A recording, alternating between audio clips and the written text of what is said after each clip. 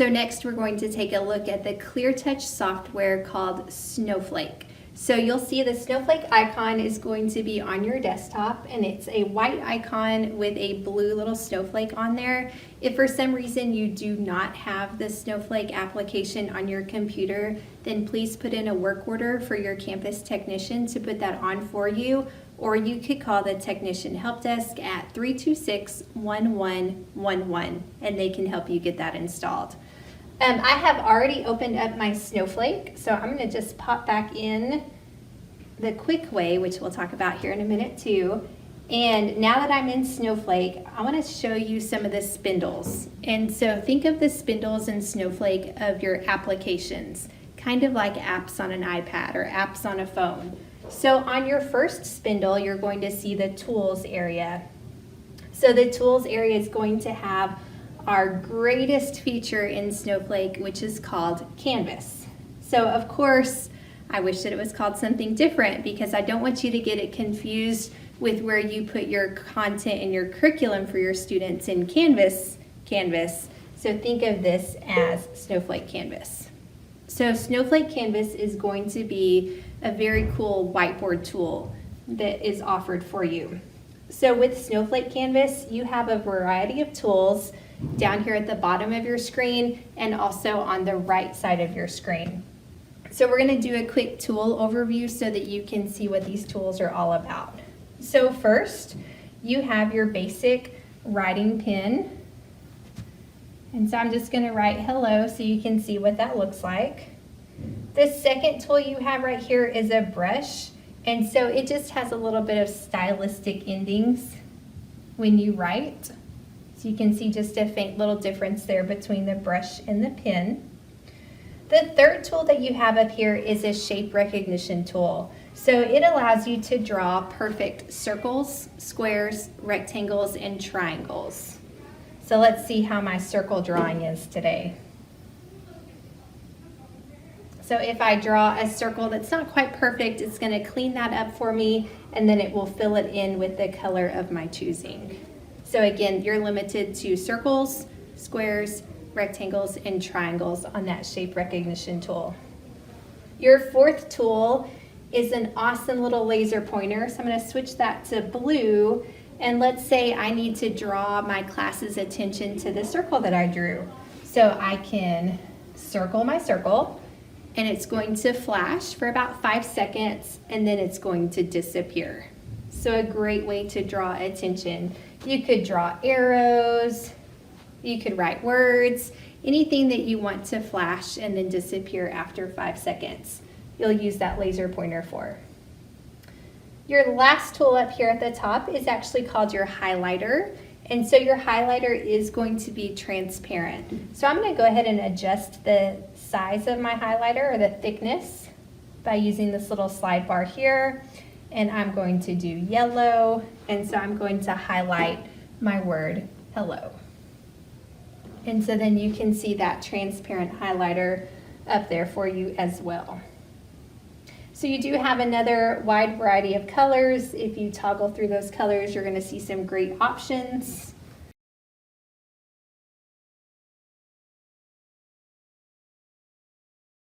So let's look at the eraser. So just like on the Android quick annotations that we talked about in a previous video, you can use that side of your hand for an eraser tool. So I'm going to go ahead and erase that second hello by using the side of my hand. You also have this option right here that looks like a plus sign with a dotted line going to it. So that allows you to select a specific area and delete anything within that specific area. So let's say I want to delete my circle. So I'm just going to circle my circle, and it's going to delete the circle off of my Canvas page. So you do have the option, this little piece of paper with the trash can will delete everything from the whole page, and that's going to clear everything. So as we get into some more of the fancier features that Canvas has to offer, just know that it will take those off as well. That gives you a nice clean slate. And then let's say that you have another circle and I've written some words.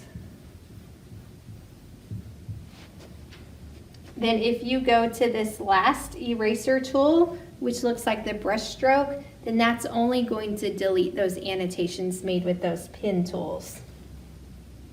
But notice how it kept my circle there, because that's not an annotation, that's a shape. But let's look at your Crosshair tool. So on your Crosshair tool, that gives you the ability to move anywhere within your canvas. So something that you might not know about Snowflake Canvas is that it does offer infinite amount of white space. So I'm going to keep my circle here, but let's say I need some more space to do some other work. So all I have to do is use my crosshair and slide across in my board, and now I have some white space. So let's say I want to take that circle and just zoom out of it a little bit so that it can be a great reference for my kiddos, and I can throw it up to the side of my Canvas page. So I love that Crosshair tool and the flexibility that you have with that. You have your undo and redo buttons if needed, and then this www offers you an internet browser. So if you had some students coming up to the board and they needed to go to a specific website, you could have that already pulled up for them, or they could access that browser real quickly using the www, and then they still have that infinite amount of white space if they need to work with that browser as well. So I'm going to just kind of scoot those over to the side and get us some more blank space so that we can open up our media browser. So in our media browser, you're going to see that these are files that are on your computer. So if you needed to access an image or a PDF or some sort of document that's on your computer, then you could do that over here on the left-hand side. You do also have the option to link your Google Drive. Please keep in mind that depending on how much RAM you have on your computer, it may take a little while to load that Google Drive for you. You do have the option here to do a quick internet search. So if you needed to find a quick image of a puppy or something else that you might need for your lesson, then you could do a quick search there, and then you can resize that image using the Crosshair tools, and that's a great way to get a quick image for you in your lesson. So staying in that media icon here, if you come up to the top, you'll see that there is a YouTube option. So if I click on the YouTube option, it's going to default to some Cleartouch videos for you, but you do have the option to search. And so I'm going to search division.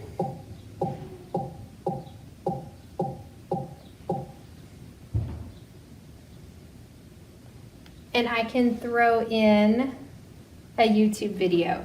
And the thing that I love about throwing in YouTube videos from Snowflake is it will scrub the ads for you. So you know, when you just go to youtube.com in that Google Chrome browser, you're gonna see those pre-video advertisements, and sometimes you'll see those commercials that pop up in the middle of videos. If you come through Snowflake, then none of those are going to happen for you.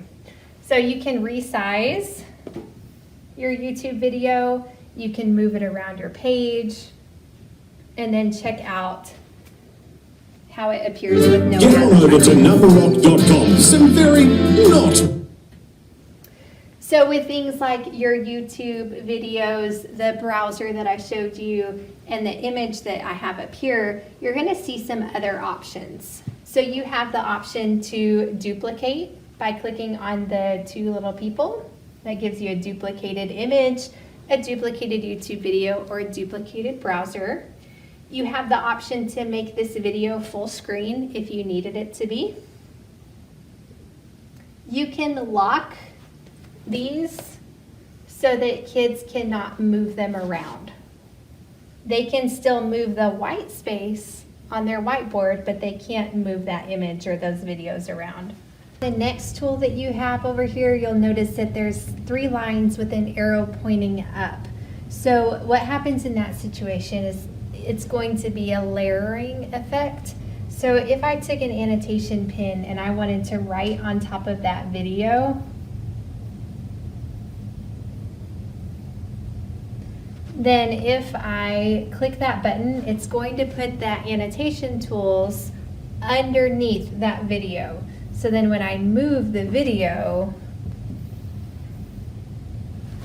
the annotations are still there, it just got layered underneath or behind the video.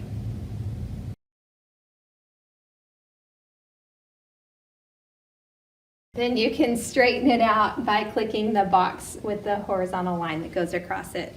So if you like your things to be very straight and neat, then that might be a really cool tool that you like to use. So I'm going to just get us some more white space over here so that we can go into the More Tools section. So in the More Tools section, you'll notice that there is a background option. So you could switch your background to different colors. So maybe I wanted to do an orange background. Then you have the option to do that. You could also import a picture if you had a picture that you needed as a background for your lesson. And then if you toggle through the grid choices, I think you'll see some ones that you really like. So the first one is going to be some just a grid. And again, you can zoom in and you might see some great options here that you could use for maybe decimals or place value or graphing. But zooming in on that grid is pretty cool. If I toggle through it again, you're going to see that lined paper. And so on that lined paper, again, you can zoom in or zoom out as you need to. This might not show super great in the video, but this is dots throughout that Canvas page. So if you needed some dotted paper, then you have the option for that as well. And then again, you've got a grid option. So if you needed a text box, if you needed kids to type, or if you needed to type instead of writing with your finger or writing with the pen, then you do have the option to make a text box, and you'll have an on-screen keyboard that pops up so that you can type that way. Your camera right here will run your document camera. So if you pull up that camera, then it will take your document camera and you could take a picture of what's on your document camera, and then you could shrink that down, put that on your Canvas page, or you could make that document camera full size so that it's live for you. So I love that you have that embedded document camera on that Canvas page as well.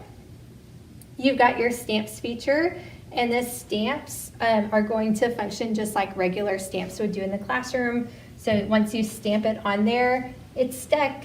You can't move it, but you can move the Canvas page that comes around it. You have some math tools available to you. So you have an inch and a centimeter ruler. So it does default to the 1 foot marker, but if you needed to shrink that down, then you could do that using your blue circle here. If you needed to lock that ruler in place, you could, which gives you the ability to rotate that ruler also. So that ruler is a great piece that you can use for mathematics. You do have a protractor as well. And so again, you can lock that protractor and you can rotate it, and then it even will draw those lines for you. So you've got some great features with your protractor.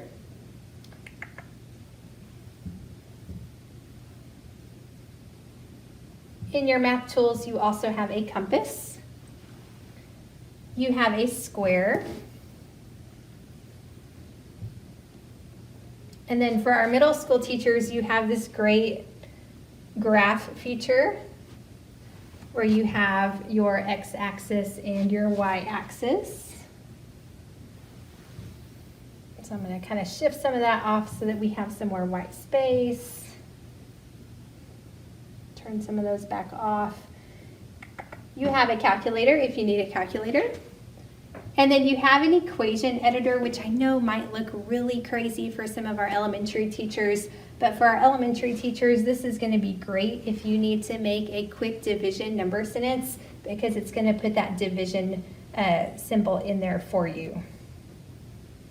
So I'm just going to throw that division symbol, hit done, and then I've got it super quick and easy to use there. So I know we talked about that shape recognition pin, which will help you draw perfect shapes, but you also have more features here with your shapes where you're going to have a little bit more options. Here you're going to see your pentagon, your hexagon, you're going to see a star, arrows, and line tools as well. So if I wanted a star, then I can throw a star on that page really easily and it looks really crisp and clean. So one of my other favorite tools is this hide option. And so think of your hide option as a big black rectangle that covers up your screen, but when you move it, it allows you to reveal certain locations in your canvas piece by piece and a little bit at a time. So you can reveal from the top, you can reveal from the bottom, you can reveal from the left, and from the right. So I know that at this point I have lots of things within my Canvas page. So what happens if you get lost? Maybe you did some work and you scooted that off to the side and you need to find it again to help your students understand part of their content area. So if you come over here to the right-hand side, you're going to see this rectangle with a magnifying glass. And what this is it's a little map of everything that you have on your Canvas page. So right now I'm located here on this black star, which is noted by a little blue rectangle. So if I move that little blue rectangle, then I can find my browser, I can find that original yellow circle that we drew, and then it takes me right back to that area within my Canvas page for ease of use. If I needed to delete a Canvas page, then I have a trash can feature here. And then here's the options to toggle back and forth between different pages. If you needed to duplicate a page, you would click that copy page button and notice now I have 2 pages. If I needed to add just a new blank page, then I can hit the plus sign and now I have a 3rd blank page. So looking at the page toggle feature, I can see page 1 and page 2 are those duplicated pages, and then page 3 is my blank page. So taking a quick look at our Pancake menu. So on our Pancake menu, you do have the option to save your Canvas if you needed to save it for another class, another day, or maybe even you created a great lesson here for your students to access and you wanted to save it and use it next school year. So you do have the option to save it. Your file name will be down here at the bottom, and then you click on save and figure out wherever you want to save that file to your computer. Please keep in mind that if you do save one of your Canvas pages, that you will have to come back to Snowflake, come back to Canvas, and then use this open feature to open up that lesson. So if I had this measurement lesson that I wanted to open up, then I have to open that back from Canvas. You have the option to export your Canvas lesson as a PDF if you needed to. And then another great feature here in your Pancake menu is the option to lock the canvas. So if I turn that lock canvas on, then that means that I no longer have an unlimited amount of whiteboard space. I can't move my whiteboard space anymore. You're limited to just that whiteboard space that you see within your Canvas at this point.